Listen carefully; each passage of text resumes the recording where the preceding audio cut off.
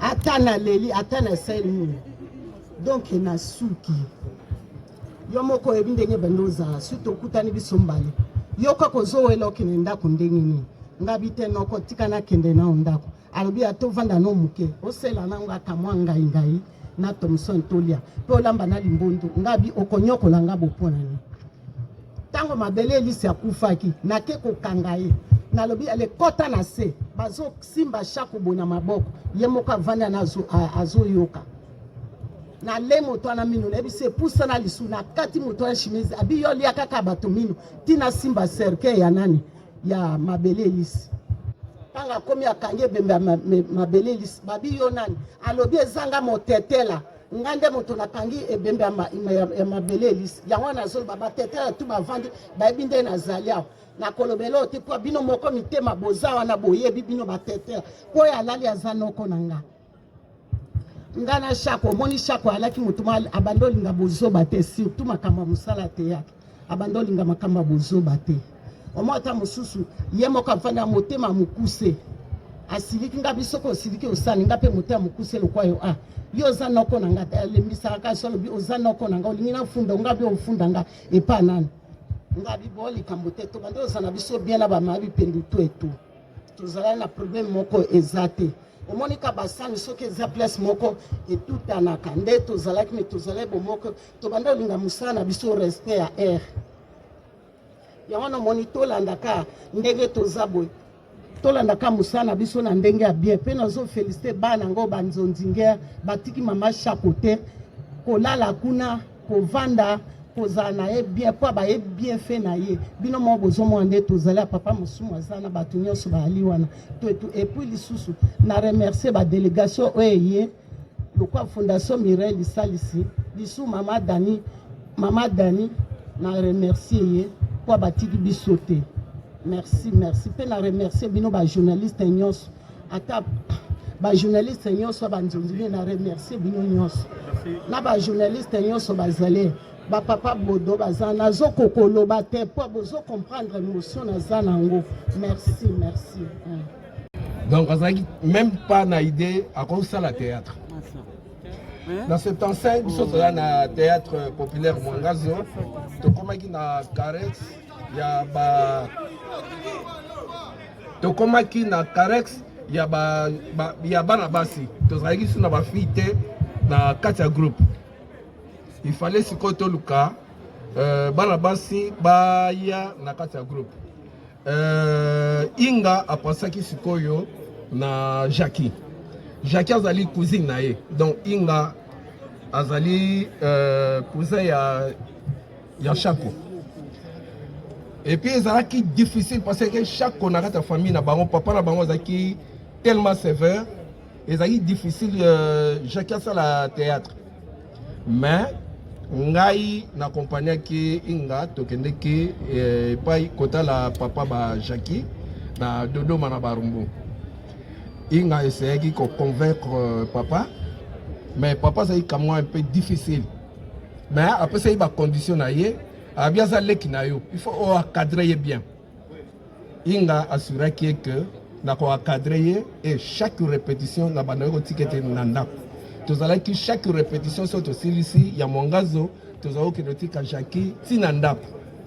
Et pièce ya liboso spectacle na liboso o a Joaki ezaki spectacle moko ya ba expression a Joaki comme maman mapasa ngana laki comme ba jimo o ya zai kobota.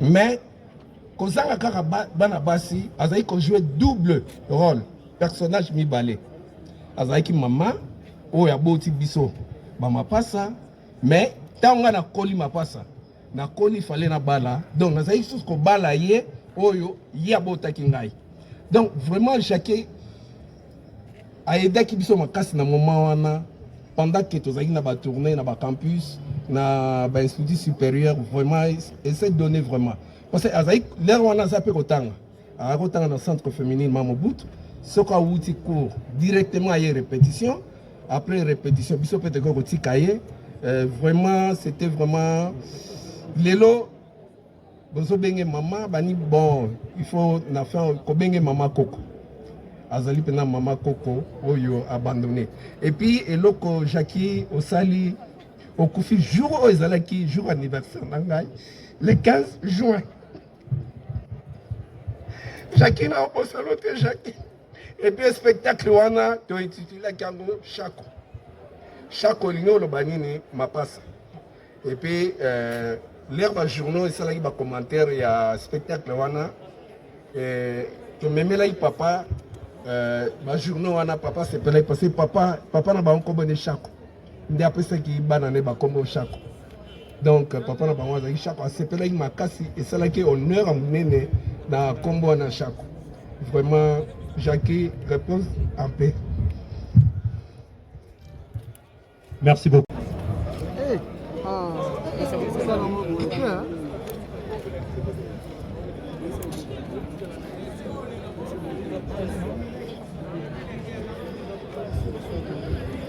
Bon, témoignage na ezali ke mama mutabokoli ngai tina zaki mwa mke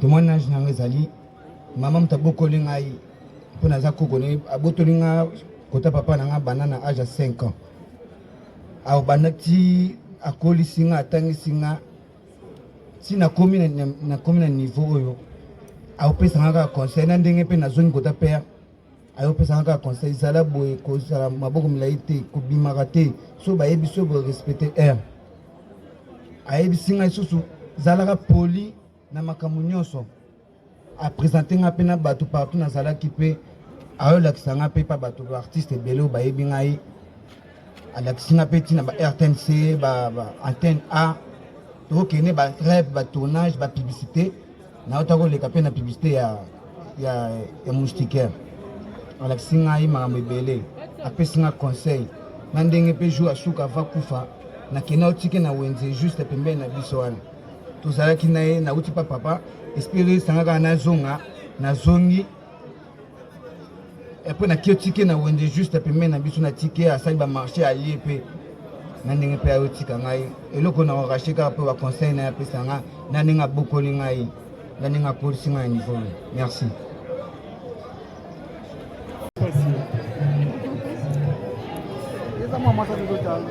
Mesdames, Mesdemoiselles et Messieurs, nous voici malheureusement à la fin du spectacle à One Man Show présenté par Mama Chako, l'une des grandes actrices comédiennes de notre pays, la plus ancienne encore, très active. Malgré les nombreuses difficultés que l'artiste comédien congolais connaît depuis des lustres, elle est demeurée toute sa vie dans la profession en refusant de vivre dans la résignation. Femme battante, elle a beaucoup milité pour la transformation positive de nos conditions socio-professionnelles afin que nous sortions de l'état de précarité dans lequel nous vivons, nous les artistes dramatiques congolais. Et cela depuis plusieurs années. Raison pour laquelle nous luttons dans l'ANTPC, l'Association nationale de théâtre populaire et cinéma, depuis plus de 20 ans, où elle a assumé avec brio ses fonctions de chargée de social au comité national jusqu'à sa mort.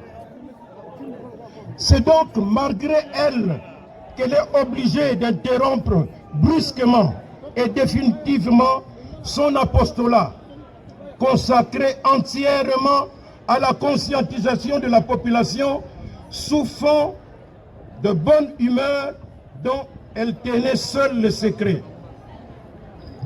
Oui, depuis l'âge de 15 ans, Mama Shako a passé la plus grande partie, si pas toute sa vie professionnelle, dans le domaine de la culture et des arts, particulièrement au théâtre et au cinéma. Convaincu du rôle combien important que l'art dramatique et le cinéma congolais ont à jouer pour transformer positivement notre société en vue de son développement intégral, Mama Shako aurait sans nul doute souhaité être encore de nôtres, surtout à l'étape actuelle décisive de la marche du pays. Mais le maître du temps et des circonstances en a décidé autrement. Que sa volonté soit faite. Toujours derrière le rideau où elle se trouve, où elle nous lorgne, elle me souffle de rappeler notre refrain de tous les jours, celui de savoir pourquoi les différents gouvernements et les différentes législatures qui se sont succédées depuis l'indépendance de notre pays ne sont-ils jamais arrivés à voter une loi sur la politique culturelle spécifiant le statut de l'artiste congolais en général, gage incontournable pour l'amélioration de nos conditions socio-professionnelles.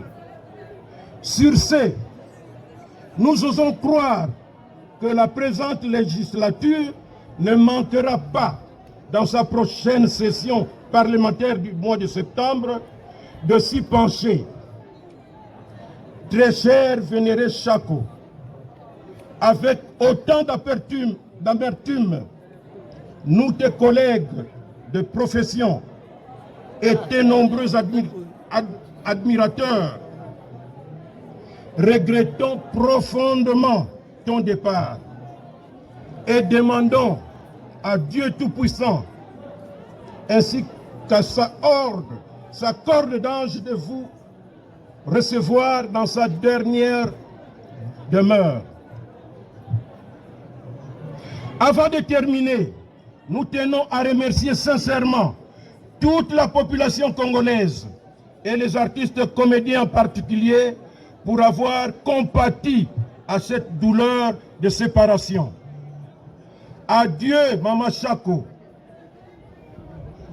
Tu resteras gravé à jamais dans la mémoire de nous, tes collègues, membres de l'ANTPC et de toute la famille théâtrale. Que la terre de nos ancêtres te soit douce et légère. Je vous remercie. Mama Shako a conseillé ngai nazali komona ye neti ange na ngai.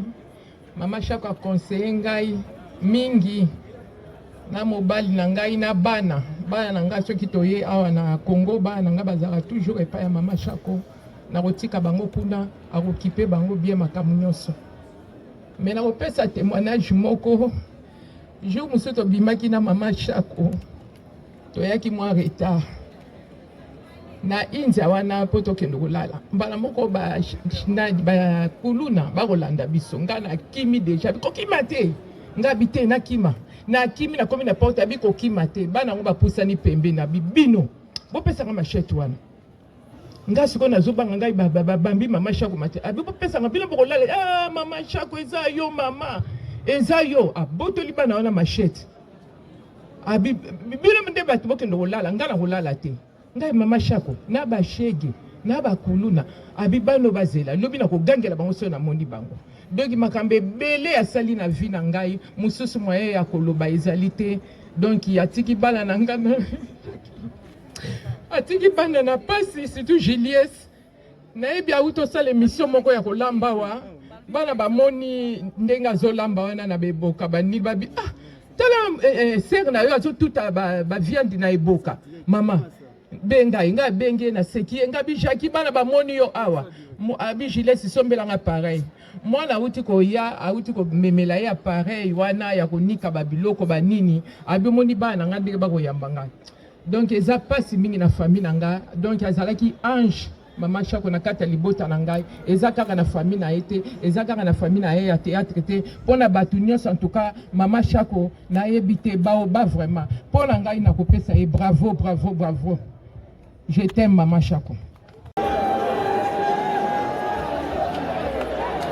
S'il vous plaît, veuillez dégager s'il vous plaît.